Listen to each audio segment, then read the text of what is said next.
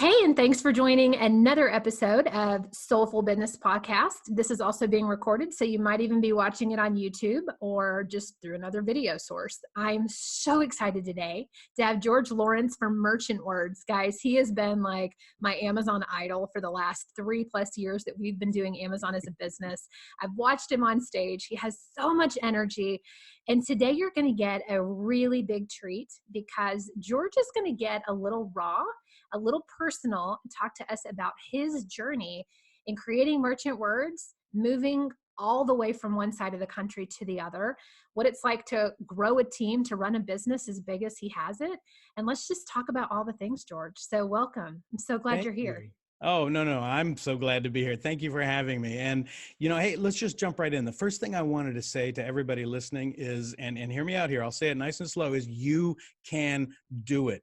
I talk to entrepreneurs. I talk to people in various stages of growing their business, whether it's on Amazon or everywhere. When I talk to people, I get the feeling that they're waiting for like some big event to happen. Like, should I launch my business? Should I not launch my business? Do I need to file a form with the government? Do I need to quit my job? No, stop worrying about all that. Just go do it.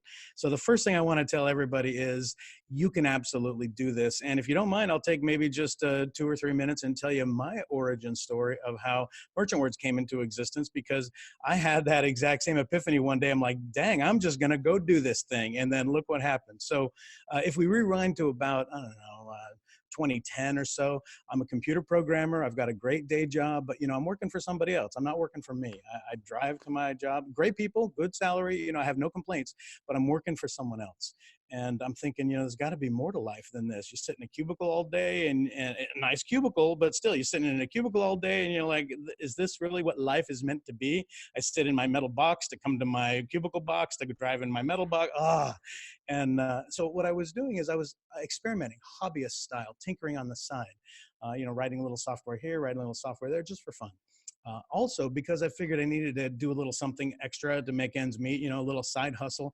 I was selling things on eBay and Amazon and whatnot. And the thought occurred to me, I know how to write software. Maybe I could write some software that might help me understand what people are looking to buy on Amazon. Because if I could understand that, then I could bring to market the things that people are looking for. Or another way to think about it is maybe I'm bringing to market the right things, but I'm not describing it correctly. Maybe I'm not using the right keywords. And so people are describing it one way and I'm describing it another way, and we're just missing each other. And my thought was maybe I could solve that problem. So even though I'm working for someone else, on evenings and weekends, I tinker around writing some computer scripts on a computer in my garage, and it's visiting Amazon, it's getting all these keywords. And after a few weeks of this computer churning away, I've got a database of 40 million Amazon keywords just sitting on a little hard drive in my garage. And I'm like, I wonder if this could be useful. So I start sharing it with some Amazon seller friends of mine, and they're like, dude, now that I can figure out exactly what people are looking for, this is like a gold mine. I want this. I love this. But the thing of it is, I was kind of comfortable with my day job. Even though it's no fun to commute and nobody wants to sit in a cubicle, it was still had a level of comfort, right? The check came in every 2 weeks, and life was just kind of on autopilot. And I kind of sat on that little hobby experiment of mine, didn't really make it into a business. And then all of a sudden I found some life challenges in front of me, and maybe this might resonate with some folks listening to my story right now. Maybe you've had some life challenges too. But what happened was, right about the same time, my daughter Ashley, who was in her senior year of high school, said, Dad, I found my dream college. It's a little bit more expensive. It's a private college, and it's a private college in Switzerland, of all places.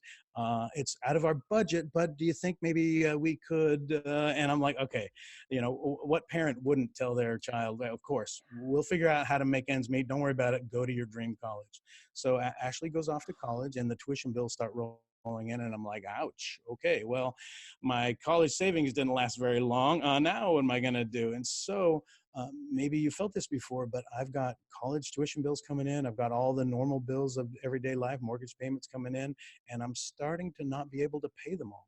So I figured, okay, first things first, I got to make sure my daughter goes to college. So I'll get current with the mortgage company eventually, but maybe for this month, we'll just let it slide. Well, you start getting nasty grams from the mortgage company. And it's like, hey, either pay up or we're going to have a sheriff knocking on your door. It's going to dump all your furniture out into the street. And I'm like, okay, whoa, whoa, whoa, whoa.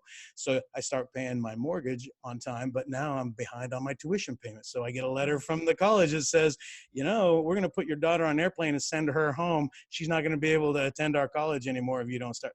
Anyway, the point is I'm headed straight for financial catastrophe, stress after stress, sleepless nights. And I don't know if you've ever woken up in the middle of the night out of a nightmare, but it's not fun. And my nightmares were vacillating between having to pick up my daughter at the airport because I'm a failure as a parent to send her to college, and having to wonder, where do you go next when you're sitting out in the middle of the street with your couch and all your furniture because you just got evicted from your house. So these nightmares would wake me up in the middle of the night, and I'm like, okay, there has to be more to life than this. Cubicle was okay, but this kind of stress I just can't handle. So time to like, you know, turn the hobby into a real business and see maybe if perhaps it can help me make ends meet and get me out of this financial problem. So what I did is I actually decided at that moment, I'm like, you know what? I'm going to do it. So just my advice to everyone else listening to me is like, you can do it. You absolutely can do it. Don't doubt yourself. Get out there and do this. So I had this little awakening. I'm like, you know what? I'm just going to do this. So we turned it into a company. I furiously programmed a little paywall, you know, where you can enter in your credit card and send out an email to all the people who were just trying it out for free. And I'm like, okay, now it's a paid service. Please, I'd love to have you join me. And that day, after a lot of those early kind of like beta testers, if you will, signed up and gave me their credit card, I made $1,000. And I thought, wow, that's the most amazing thing in my life, right? I went from hobby, just doing this for fun, right? And sure, it's nice to help people out and you feel good that you're helping people grow their business. But now I got $1,000 as a result. And I'm like thinking, whoa, this could actually be something. So I didn't quit my day job. I didn't change my lifestyle in any way. I just started now nurturing this fledgling business, talking to my early customers. How is my product helping you grow your business? Anything I can do to add or change or improve? And lo and behold, I realized without filing paperwork with the government or without hiring complicated tax attorneys or doing any of those things I thought you had to do to run a business, lo and behold, I'm running a business. Wow, I did it. This is fantastic. And then, of course, the next month, another set of customers sign up. So now we're making $2,000 a month, et cetera, and so on. Well, after a few months, I'm making more money running this little fledgling company called Merchant Words than I am at my day job. So I tell my boss, who I love very much, I'm like, okay, it's time for me to make a change. Goodbye. See ya, cubicle. All done with you.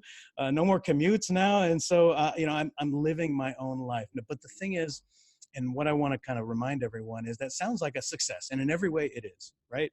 You know, I went from a financial problem that I was trying to avoid, financial catastrophe that I have to avert, and you know, thank goodness Ashley graduated from college. I saved the house, everything's good, but life is not without additional challenges. And so the story goes, you know, several years later, the Merchant Words is growing and growing. Our customers love us. Everything is fantastic. You'd think life is got no problems at all. But, you know, that house that I worked so hard to save back 5-6 years ago, well, we actually lost that in the recent Malibu fires in Los Angeles. And so just because life is great and everything's going your way doesn't mean that it won't throw you a curveball. But here's the good news is you've always got the opportunity to protect yourself against the crazy things happening in life. As soon as the Merchant Words grew to be a substantial size, of course, I ran right out and got business insurance just in case somebody were to sue me or anything were to happen. So that makes you feel good, right? You've all got car insurance. You've all got homeowners insurance. These kinds of things help us. And so the message here is life is not going to be wonderful. Life will be full of challenges. You don't know what kind of curveballs life has in store for you. But one thing I will say is don't just sit there. You know that old expression, if you do, you've always done, you'll get what you've always gotten. Don't just sit there and let life pass you by one day spent in your cubicle at a time. Get out there and live it. You absolutely can launch a business. You absolutely can grow a business. And, you know, it's not about being selfish either. It's not about saying, you know what, I need a ton of money. I need to buy a new car and a better house and all this other stuff. If that's your goal, okay, fine. But really what it is, and for me, is we're out there helping people. And I love that. Like I said, the very first version of Merchant Words didn't cost anything. It was just a hobby of mine. I was thrilled that I could help people. And then when I decided to turn into a business, we decided, you know what, let's not have this cost very much money because I want it to be accessible to as many sellers as it can because it's about helping people. So the bottom line for me is, number one, don't wait. Don't wait until you get into a financial pickle. Don't wait until you've got the sheriff's knocking on your door to evict you from your house, or they're going to kick your kids out of college. Don't wait. You can do it. Do it now. It's fantastic to grow and run a business because it makes money for you, but it also helps other people. And then the second part of that is, even when success comes your way, and it will, because you can do this, even when success comes your way, you will find challenges. I hope your house doesn't burn down, and I hope you don't have to go move across the country and buy a new house. but but if that ever happens, I also hope you have insurance to help you figure out how to pay for it also. So my 1-2 whammy punch is, please, if you're going to learn anything from my little story, it's don't sit around and wait. You can do this, and go out there and do it now. And then my second thing is, even when it's off the ground and running, you're going to encounter challenges. So just be prepared and get ready for them. So in a nutshell, that's my crazy story. I love that. And I love that you're always the eternal optimist as well. And so although, you did lose your home, I'm assuming that there was insurance and you got some money for that or something. And then you Yep. moved to the happiest place on earth, Disney World. Yeah, So you went from California all the way to Florida. That's exactly right. And the funny thing was, since we love going to Disneyland, we love going to Disney World. We'd fly across the country, living in Los Angeles, come out here to Orlando and go to Disney World. Yeah. The funny thing is, with traffic the way it is in Los Angeles, sometimes it would take us 2, 3, in horrible situations, 4 hours to drive from our home in one part of Los Angeles to Disneyland in another part of Los Angeles. And that's exactly how long it takes to fly to Orlando and come to Disney World out here. Amazing.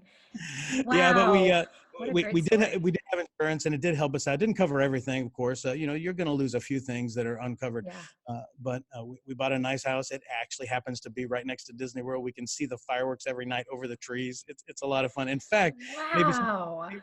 fans will appreciate this. Folks who don't really enjoy Disney probably won't care, but we're close enough that when the steam whistle blows on that steamship that goes around the island, when that steam whistle blows, I can hear it through the trees in our neighborhood. So we are literally at the back door of Disney World. Look what you've been able to manifest. That's so right. I want to go back to the beginning of your story. I wrote several parts down that I think will be important to our listeners, just to kind of touch on again. I loved how you started this by saying, I was in a cubicle looking up, going, there has to be more to life, kind of like throwing your hands up. George, I don't think that you've heard me say this, but I say that's my story. I say the exact same words in the exact same way in my story. And my story was Walmart home office. And I came back from having my second child after maternity leave, looking up, not even 30 yet, having heart palpitations, like there has to be more to life than this. Why am I here? I don't want to do this every day. There has to be more. Yep. And I love that you challenge yourself to go, I'm going to create another solution. Even if it's free for a while, I'm going to figure it out because I'm smart. I'm a computer programmer. I can pull data together. And you just started playing. And I also love how Amazon has made both of us successful in different ways. You know, you've leveraged Amazon pulling and extracting data to show brands or any human that wants to know how many searches are done every single month on Amazon for a specific keyword or even a category of items. I've used and leveraged Amazon to create a company that helps service one-on-one clients. We run all of their Amazon businesses. And I love the part where you talked about living in California and having a 4-hour commute to Disney. I think that in our businesses, as well as our lives, we can create our own personal hell, right? You can say, I've always wanted to live in California, but you start waking up going, oh my God, these commutes and all these humans and like the traffic is atrocious. And then there's the fires and then I lost my house. You know, you might have kind of figured like, okay, I guess I created my own personal hell. Well, let's move. Right? You took action and you said, I'm just going to go move to Orlando because I freaking love Disney World and I like to be warm and I want to go be on the happiest place on the earth, so close to Disney World that I can hear that steam engine blow. I am so proud of you that you've done that because so many humans are not willing to make a change, even a small change. And the first change for you started with throwing your hands up going, there has to be more to life. Let me just take one little baby step and then take another. One other thing that I wrote down, and I wrote down a ton of things. I think another step, coming back to the beginning of your story, is you identifying the need for extra income.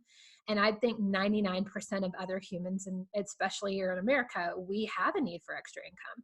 And I think too, in today's job market, your job is not forever. It's not secure. That's gone, right? And really being an entrepreneur more than anything is the wave of the future, being a contract worker or whatever that might be. And so I think I would encourage you, whoever's listening, if you need additional income, maybe come play with Amazon. Maybe be like George and use your computer programming and come up with something different. But be willing to start thinking about what's next for you and creating additional income streams. I'm going to bet George has multiple income streams. I know I have multiple income streams. You just can't be too careful these days because one can burn up pretty quickly, right, George? Yep, And then, exactly. you need some others. No pun intended about my house. I But, know. As you know, soon as I said that, I was like, oh shit. no, it's fine. I'm fine. My wife, Jennifer, and we love to joke with our friends all the time. It's like, oh, well, we used to have one of those, but it burned in the fire. I'd about the 10th time of saying that, they're like, okay, I get it. Ha, ha, ha. I know, right? But no, one of the things I wanted to mention is, that there's a philosophy like comfort or mediocrity is the enemy of progress. And the idea is, if someone asked me once if I could go back, what would I tell my younger self? And it would be, don't wait so long. Yeah, you're comfortable, but don't wait until a financial catastrophe is on your door to like motivate you to get up. Don't wait until, someone's holding your feet to the flame. Do it now when you're comfortable. First of all, now is the best time. I was going to say that's the best time. Right now, today is the best time to launch a company. If you haven't done it yet, launch one. If you already launched one, maybe launch another one. Point is, if you're going to take action, there's no better day than today. But if I could go back and tell my younger self anything, it would be, don't let yourself be comfortable so long in a cubicle. Get up and do something with your life right now today. Totally agree with you. So I have a lot of people. Typically, they are Walmart suppliers. I'm in Bentonville, which so it's home of Walmart and Walmart suppliers and buyers. And it's really interesting, George. They'll come to me like in their 50s, maybe late 40s, early 50s. And all of a sudden they're like, I'm having a hard time getting a job. People are wanting to hire these 20-year-olds and people with MBAs, and I don't know what to do. And I'm like, oh, let's talk about what you've done in your career. And they're like, well, I've had one job and I sat in a cubicle. You just can't anymore. And I know that we've talked about that a lot. One thing that you mentioned that I think is really interesting is that you decided one day to be willing to ask for money for something that you'd created. Yes. To be willing to ask to be paid for what you deserve to be paid. And I wonder how many people listening to this or watching this has already done something similar. Like maybe you're a massage therapist, but you're also doing Reiki on your clients, or you're using essential oils. And I know that's kind of a random thing, but that's the first thing that I thought of. Like, what are you doing already that is of value that you're doing for free that you can just start charging for, even if it's just a little bit, to start bringing extra income, start to flex that muscle of asking for what you deserve. And that all of a sudden can create a whole nother income stream like it did for George. Yep. I think a lot of people fall into the trap of, if I hear one no, that means my price is wrong, or I shouldn't have asked for that much or whatever. Well, no, you're going to hear a lot of no's, right? And so if you're charging $100 an hour for your time, or $100 a month for your data, or whatever it is, right? Whatever that number is, not everybody's going to say yes to it. So don't take the few no's that you hear as, oh my gosh, my strategy is not right. It just means you're not talking to the right people, or you're not talking to enough people.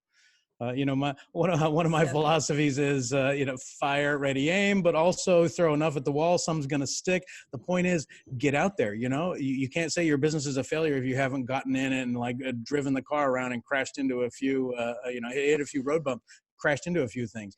Get out there and try it. Hear the no's, learn from the failures. That's how you go to MBA school, right? And so some people want to go to MBA school. They want to figure out what all the pitfalls are going to be, and they want to do it all, learn it all before they do any of it. And that's one philosophy. If that's what you want to do, fine, go straight ahead. Another philosophy is just get out there and do it, learn from your mistakes, and that's your MBA, School of Hard Knocks. Just figure it out. Mm-hmm. Yeah, and you guys have recently opened up international. So I've noticed that that's now an option. And then you've also now opened maybe some Walmart.com. You're playing with some other online retailers. Yeah. So I'm curious. Go ahead. No, I just wanted to mention that, launching a company in sitting on your couch in your pajamas, that's one thing. But as you grow and become a real company, you do amazing things, right? I could have never imagined, well, I've got a pretty vivid imagination. I could imagine it, but I never could have imagined the fact that like we'd be running businesses in China, and I'd build Yeah. websites in the Chinese language so I could support our users in China. That's just fantastic. I never imagined that we'd hire a data science team of engineers, and then we'd sit down with these these amazingly bright individuals. And the other thing that's interesting, let me just pivot for a second. I know I'm kind of all over the place, No, I but love it. Go pivot for it. is when I decided to start a company, I said, you know what, that's it, and death to cubicles. I didn't want mine, and I'm not going to put a cubicle on anybody else. And so I wanted to become the business that I always wish I could have worked for. Well, now Mm. I created a business, and I am the business I always wanted to work with. No cubicles for anybody. You can work wherever you want to work. If that's your house, your couch, whatever, do it. And if you're productive wherever you're working, fine. And most people said, that's great. I'm a stay-at-home mom. I'll do my data science when the kids are sleeping, and then when the kids are awake, I'll do what I need to do with my kids. And when they go back to sleep or they're at school, I'll go back to data science. And the interesting thing is, our data science team, uh, it shouldn't surprise me, but initially it did surprise me, is 100% women, and many of them have kids at home. So this scenario I'm talking about is not just theoretical; it's absolutely true. And there's nothing wrong with that, in my opinion. You don't have to go to a cubicle. You don't have to necessarily put your kids in daycare. You can still be whatever your personal role is in your life, mother, father, whatever it is your role is, and then be a worker, a business person, intermingled with that. Now, I'm not saying you have to give up your personal life, and I'm not saying that your home no longer is going to be where you get to relax and play, because now you have to do work there. But my point is, we're free from the cubicle. So if you want to go to an office to work, go to a WeWork and work. If you want to stay home in your pajamas in your bedroom, stay home in your pajamas. You want to, care for your kids when you can at the same time you're working, great. And I absolutely love that about today's modern society, and especially the company that and I'm sure other people create their companies this way too. It just seems to make sense. So what a crazy, wonderful time it is to be alive. I know. And so we're the same way. Everyone is, we call it a digital nomad. So I have one gal that has two boys and a bunch of chickens, and she actually lives here in Arkansas with me. So once a week, once every other week, we do meet up because we like each other. And we like to have coffee together. I have one gal that's in the middle of the Indian Ocean on a little island called Mauritius. She's over off the South African coast. And then I've got, just all over the place. And I'm like you, I love to support women. And so I wonder if anyone listening is thinking, okay, I'm stuck in that cubicle, George, and I appreciate how you feel about all this, but like, I can't be that change to make that happen in my workplace. So I think for this conversation that we're having this immediate seconds, really to other business owners, that it's amazingly freeing as a business owner when you no longer have to count time clocks and watch butts in seats and, count off vacation days. And I'm sure George would agree with me. I mean, when you get to the point in your business where you're willing to let go and allow your people to live their very best life, no matter where that is, as long as the work gets done, it doesn't matter. And you just pay them as you pay them. And I always tell my team, you guys are welcome to be on vacation all the time. I don't care if you want to go work from Hawaii for your whole life. As long as the work gets done, I don't care, and if you're going to be gone, have someone else cover it. It's not a huge deal. Do you agree, George? Absolutely. In fact, I tried very hard never to have an employee handbook. And in fact, to this day, we don't call it a handbook, but HR being HR, we have to have some kind of set of guidelines and some forms you have to sign. It's pesky requirements. But the HR handbook was kind of like that old Nordstrom's one. I'm sure you've heard the story there, where the Nordstrom's handbook is, welcome to Nordstrom's. Please use your best judgment in making all of your decisions. Thank you. That was the handbook, right? So we don't, right. And the vibe at Merchant Words is the exact same way. It's like, look, you're a super intelligent human being. That's why we love you, and that's why we want to work with you. We don't have a whole lot of rules here, and matter of fact, we don't have any that aren't superimposed on us by the governments. But the point is, just be a great person, do a great job, and then live your life. If you're going to take vacations, take vacations. If you're not going to take vacations, that's weird, but okay, don't take vacations. Do what you want, work what you want, just get the job done. And we don't care about all those other crazy rules. Yay! I love that. But you know, Okay, you mentioned that I yes. know we need to wrap up, but you mentioned that maybe No, it's the fine. last couple of minutes have been more for business owners. And I just want to say one thing, and that's absolutely true. It is for business owners, but also for people stuck in the cubicle considering a move. It's not like either or. It's not like quit your job and go find another one. In today's crazy world, if you're a business owner looking to hire someone, you might not necessarily need to hire a full-time resource and require that somebody quit their job. Have a cubicle worker come home and then work an hour or two for you in the evenings or weekends or whenever they can fit it in. And if you're the cubicle worker, you don't necessarily have to quit your job 100% today. If you want to, please be my guest, but you don't have to. You could find employment opportunities that use a couple hours of your time. Or, and if you're not, if you're the entrepreneurial spirit, you could build your own business using a few hours at a time. And so it's not this either or. If you're sad with your cubicle, sure, by all means, try to get rid of it, but don't wait to start your business before you go tell your boss you quit. You can start your business now while you still have to go to your cubicle every day. Amen. And outsource, outsource, outsource as much as you need to. Take your current job and you can use the extra money to pour into another business, right? That then eventually you can use to walk out, which is Yes. fantastic. Yeah, and when, for me, the goal has always been, I love helping people. And so it's not like I was trying to quit my job, and it's not like I was trying to make a ton of money. Those are nice, but what I was really trying to do is just help people. So if you've got a burning desire to bring a product to market, by all means, follow your dream, bring that product to market. It may very well turn into the thing that lets you quit your day job. I love that. George, thank you so much for spending so much time with us and for all of your wisdom, for being transparent in your story. I think that more today than ever before, we need transparency and we need to know that we're not alone in our journeys as business people, as humans that are working in cubicles, because that's still a lot of people. And I appreciate so much all that you've given us today. It's my pleasure. Thanks for having me here. But remember, everyone who can hear the sound of my voice, you can do it. You absolutely can do it. Don't let fear slow you down. If you hate the cubicle, get out, and you don't have to wait. Start now. Launch your business, live your dream, live your best life. It's well worth it. It's a crazy journey, ups and downs. It's not all roses, but you'll love it. And thanks again so much for having me here, Jennifer. It was a pleasure. You're welcome. Thank you.